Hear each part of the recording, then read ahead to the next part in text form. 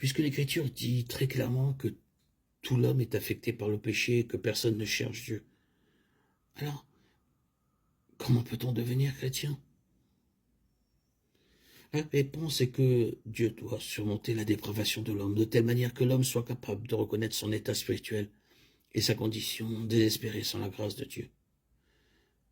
Les yeux spirituellement aveugles de l'homme doivent être ouverts et l'esclavage du péché qui le rend désespérément asservi doit être brisé afin qu'il puisse répondre par la foi au message de l'Évangile et à l'œuvre expiatoire de Christ sur la croix.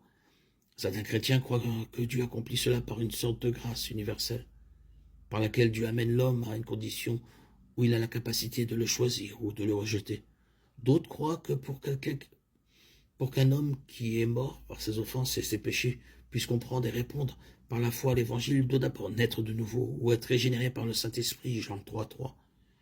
Ce n'est qu'après que Dieu a infusé la vie spirituelle dans un pécheur mort que celui-ci peut voir le royaume de Dieu. Ceux qui soutiennent ce point de vue voient cela comme un acte souverain de Dieu, par lequel les hommes naissent de nouveau, non du sang, ni de la volonté de la chair, ni de la volonté de l'homme, mais de Dieu. Jean 1, 12, 13. À tous ceux qui l'ont reçu, à ceux qui croient en son nom, il a donné le pouvoir de devenir enfants de Dieu, lesquels sont nés non du sang, ni de la volonté de la chair, ni de la volonté de l'homme, mais de Dieu.